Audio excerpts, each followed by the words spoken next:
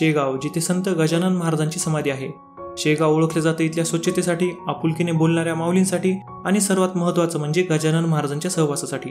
इथल्या मंदिराच्या कणाकणात आपल्याला महाराजांचा सहवास जाणवतो. इथे आलेला प्रत्येक व्यक्ती इथून आनंदी होऊन जातो. अशा या सुंदर शेगावमध्ये तुमच्या सर्वांचे स्वागत आहे. शेगावला तुम्ही कसे येऊ शकता, इथे जे भक्तनिवास आहेत तिथे रूमचे रेट्स किती आहेत, शेगावमध्ये जेवणाची कशी व्यवस्था आहे आणि महाराजांच्या समाधीचे दर्शन झाल्यानंतर तुम्ही इथे कुठे कुठे फिरू शकता, शेगावला येण्यासाठी तुम्ही किती दिवसाचा प्लॅन करायला पाहिजे, तसेच शेगावचे सर्वात फेमस आनंदसागर सुरू झाले की नाही, अशी संपूर्ण माहिती या व्हिडिओमध्ये मी तुम्हाला देणार आहे. तर हा व्हिडिओ शेवटपर्यंत पूर्ण बघा. जय शिवराय मित्रांनो, मी प्रतीक कदम. आजच्या या व्हिडिओमध्ये तुमच्या सर्वांचे स्वागत आहे. मित्रांनो, शेगावला येण्यासाठी सर्वात बेस्ट ऑप्शन आहे म्हणजे ट्रेन. तुमच्या जवळच्या रेल्वे स्टेशनवरून तुम्ही ट्रेनने शेगावला या. शेगाव रेल्वे स्टेशनला आल्यावर स्टेशनच्या बाहेरच तुम्हाला शेगाव संस्थानच्या या बसेस मिळतील, ज्या एकदम फ्रीमध्ये तुम्हाला मुख्य मंदिर परिसरात सोडतात. मित्रांनो, शेगावमध्ये गजानन महाराज संस्थानाच्या मार्फत असलेले 3 भक्तनिवास आहेत. त्यापैकी हे एक भक्तनिवास आहे जे की मुख्य मंदिरापासून फक्त 5 मिनिटाच्या अंतरावर आहे आणि या भक्तनिवासमध्ये तुम्हाला रूम बुक करता येईल.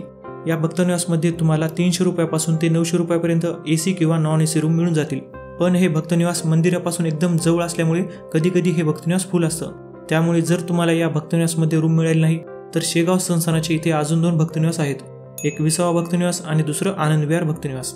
विसावा भक्तनिवासमध्ये तुम्हाला 200 रुपयापासून ते 500 रुपयापर्यंत रूम मिळून जाईल. मित्रांनो, जर तुम्ही सोलो ट्रॅव्हल करत असाल किंवा तुमचा 4-5 जणांचा ग्रुप असेल तर विसावा भक्तनिवास तुमच्यासाठी बेस्ट ऑप्शन आहे, कारण इथे तुम्हाला डॉर्मिटरी बेड फक्त 70 रुपयामध्ये मिळून जाईल. आणि हे भक्तनिवास मंदिरापासून 2 किलोमीटरच्या अंतरावर आहे, तर इथे तुम्ही फ्री बसने सुद्धा येऊ शकता. शेगावमध्ये सर्वात सुंदर, स्वच्छ आणि शांत वातावरणातलं भक्तनिवास हवं असेल तर ती आहे आनंद विहार भक्तनिवास.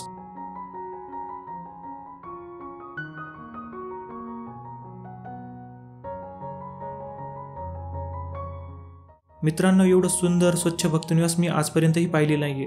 म्हणजे आपलं घर सुद्धा एवढं नीटनेटकं नसतं तेवढं हे भक्तनिवास स्वच्छ आहे. सगळीकडे व्यवस्थित झाडं लावलेली आहेत, लॉन पण एकदम व्यवस्थित मेंटेन केलेलं आहे. रूमच्या बाहेर आल्यावर बसायला व्यवस्थित बेंच आहेत, कुठेही धूळ नाही, कचरा नाही, एकदम नीटनेटकेपणा. म्हणजे इथे झाडाची पानं जरी गळाली तर सेवेकरी ते लगेच जमा करून घेतात. खरंच शेगाव म्हणजे पृथ्वीवरचं स्वर्गच आहे. मित्रांनो, या भक्तनिवासमध्ये कुठल्याही प्रकारची ऑनलाईन रूम बुक करता येत नाही. तुम्हाला प्रत्यक्ष इथे येऊनच रूम बुक करावी लागेल. आणि रूम बुक करताना तुमच्याकडे Aadhaar card, PAN card, driving licence यापैकी एक डॉक्युमेंट असणे आवश्यक आहे, तरच तुम्हाला इथे रूम बुक करता येईल. आणि रूम बुक करताना तुम्हाला असा एक छोटासा फॉर्म भरावा लागेल.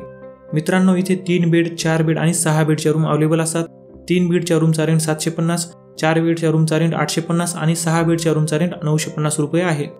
आम्ही ही 6 बेडची रूम इथे केली होती. या रूममध्ये 6 मोठी माणसं आणि 1-2 लहान बाळ सहज ॲडजस्ट होऊ शकतात आणि या रूमचा एका दिवसाचा रेंट 950 रुपये आहे. इथे आल्यानंतर दुसऱ्या दिवशी फ्रेश होऊन या भक्तनिवासमध्ये कॅन्टीन आहे, त्या कॅन्टीनमध्ये सकाळी नाश्ता केला. नाश्ता झाल्यानंतर या फ्री बसने आम्ही निघालो महाराजांच्या मुख्य मंदिराकडे. मित्रांनो, मंदिर परिसरात आल्यानंतर आम्हाला महाराजांच्या पालखीचे दर्शन झाले. हा क्षण असा होता की जो प्रत्येकाच्या आयुष्यात कायम आठवणीत राहील.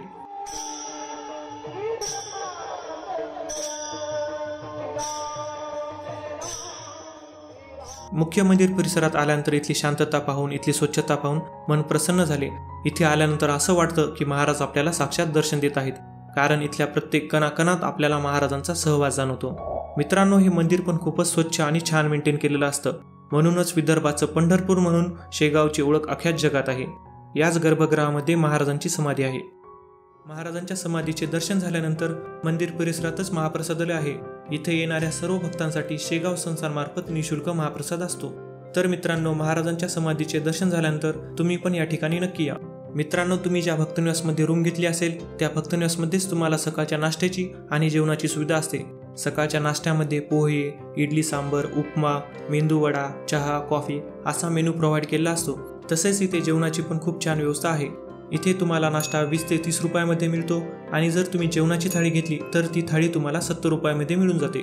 प्रत्येक भक्तनिवासमध्ये नाश्त्याची सोय सकाळी 8 ते 10 वाजेपर्यंत असते आणि जेवणाची सोय दुपारी 11 ते 2 आणि संध्याकाळी 7 ते 10 वाजेपर्यंत असते. नाश्ता किंवा जेवण घेण्याआधी आपल्याला असं एक कूपन घ्यावं लागतं, जे की इथे बाहेर असल्या काउंटरवर मिळून जातं. मित्रांनो, आता आपण आलेलो आहोत त्या जागेवर जिथे गजानन महाराज शेगावमध्ये पहिल्यांदा दिसले होते. गजानन महाराज नेमके कुठून आले होते, त्यांचा जन्म कुठे झाला याची कुणालाच माहिती नव्हती. पण 23 फेब्रुवारी 1878 रोजी याच वडाच्या झाडाखाली महाराज उष्ट्यापत्रा ओळीवरचं अन्न खाताना दामोदर पंत आणि बंकटलाल यांना महाराजांचे पहिल्यांदा दर्शन झाले. म्हणूनच हे ठिकाण महाराजांचे प्रकट स्थळ म्हणून प्रसिद्ध आहे. महाराजांच्या प्रकट स्थळाच्या अगदी जवळच हे बंकट सदन आहे. बंकट सदन म्हणजे श्री बंकटलाल यांचे घर. सुरुवातीचे काही दिवस महाराज याच ठिकाणी वास्तव्यास होते. महाराजांनी त्यांचा बराच वेळ याच बंकट सदनात व्यतीत केला होता.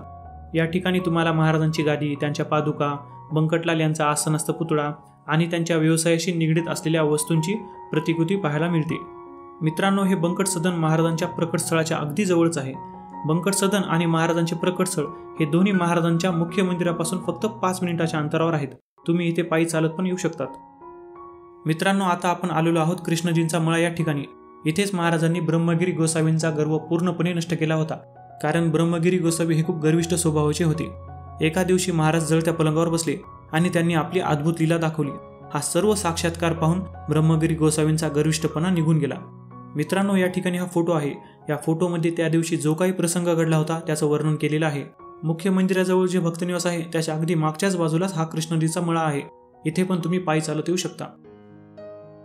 आता आपण आलेलो आहोत श्री क्षेत्र नागझरी या गावामध्ये. इथे संत गजानन महाराजांचे गुरु संत गोमाजी महाराजांचे मंदिर आहे. तसेच इथे विठ्ठल रुक्मिणीचे सुद्धा मंदिर आहे. गोमाजी महाराजांचे दर्शन घेण्यासाठी आपल्याला या गुफेमध्ये जावं लागतं आणि याच गुफेमध्ये गोमाजी महाराज तपस्या करत होते आणि इथेच त्यांची समाधी सुद्धा आहे.